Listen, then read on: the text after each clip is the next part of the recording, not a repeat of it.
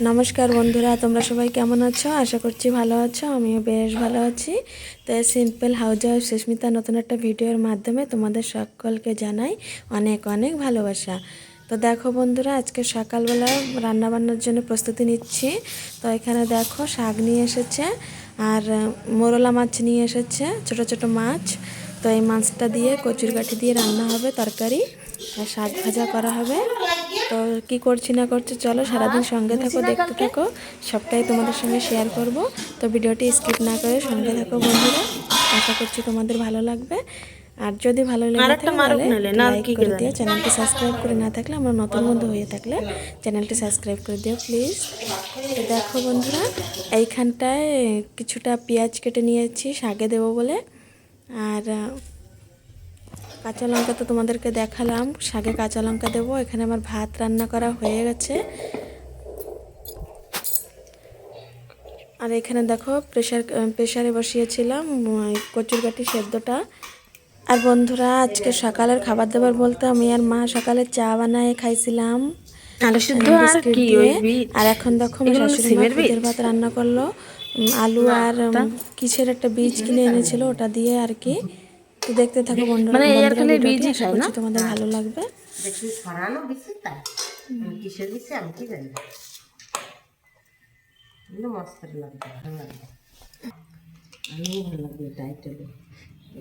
চামচটারে কাটে দিছে দিয়ে ঢোকে আম।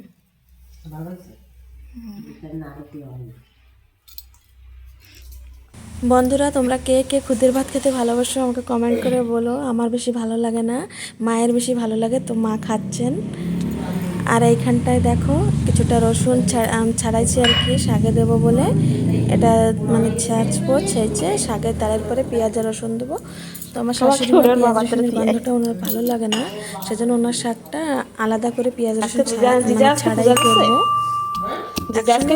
খালি ওনারটা তেলের পরে আলাদা করে দেব, এটাই। তো দেখো রসুনটা ছেঁচে নিচ্ছি। তো টুকটুক করে কাজ একটা একটা করে কমাচ্ছি।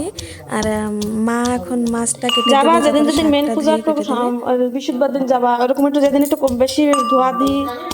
হ্যাঁ, সেদিন করে যাবা। দুই দিকে পারা যায় নাকি? বয়স হয়েছে।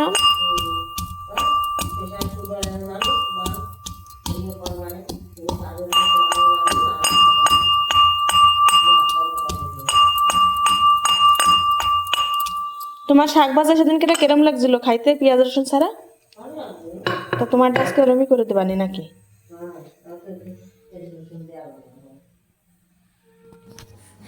তো দেখো বন্ধুরা, এখানে আমার কচুরমুখিটা সেদ্ধ করা হয়ে গেছে। এখন জলটা গরম আছে, সেই জন্য আমি বেসিনে জলটা ফেলাবো, ওখান থেকে ঠান্ডা জলটা ছাড়বো, তারপরে এই জলটা ফেলবো, নাহলে পাইপটা প্লাস্টিকের পাইপ তুলে দিতে পারে, সেই জন্য। তো দেখো বন্ধুরা, এখানে আমার কচুরমুখি ছাড়ানো হয়ে গেছে। তো এখন রান্না করে নেবো, চলো সঙ্গে থাকো, দেখতে থাকো।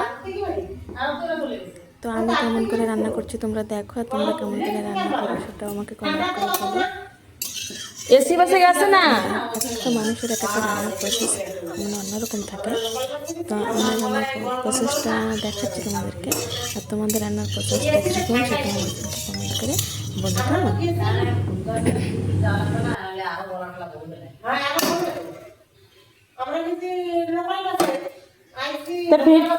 ফিরতে যে কনতে কত দূর ছিল?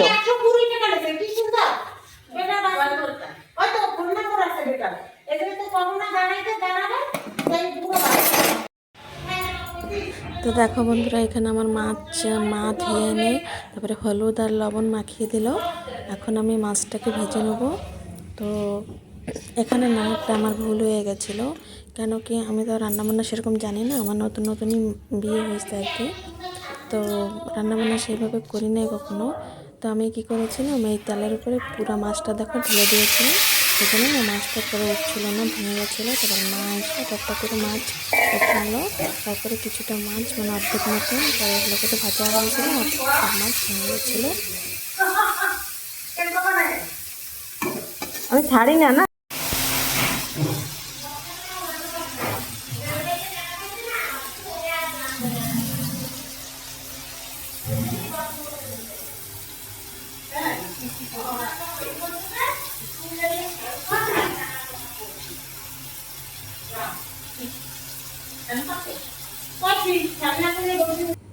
তো দেখো বন্ধুরা, তোমরা দেখে নিচ্ছি, বুঝতে পারছো যে মাছগুলো হয়ে যাচ্ছিল।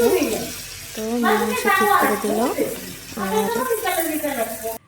রান্না করছিলাম আর গল্প করছিলাম মা আর আমি।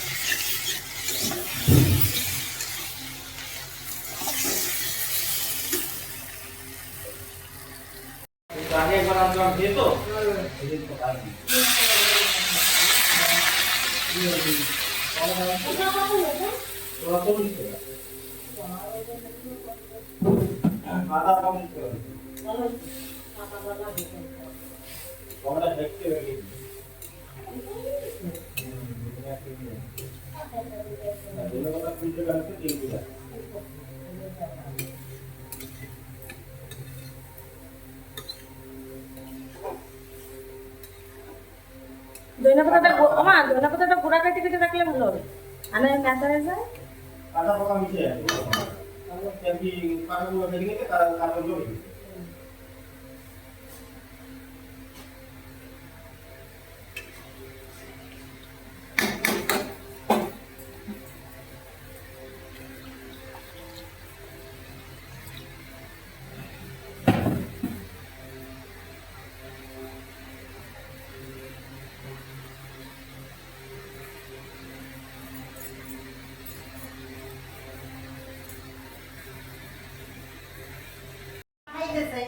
বুঝে তাহলে তো 100 টাকার কি কিনবি, আর কাজ করে একটা খাবে তো 2 পিস দিয়ে দে, তা 2 পিস দিয়ে গেছে, তা সবার কি আর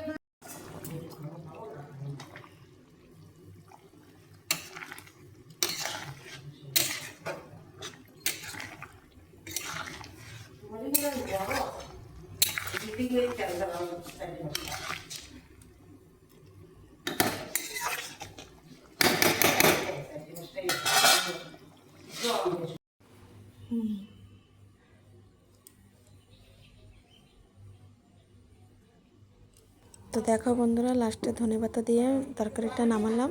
তো আজকের মতন ব্লগটা এই পর্যন্তই রাখছি। ভিডিওটি সবাই ভালো থাকবেন, সুস্থ থাকবেন এবং আমার পাশে থাকবেন।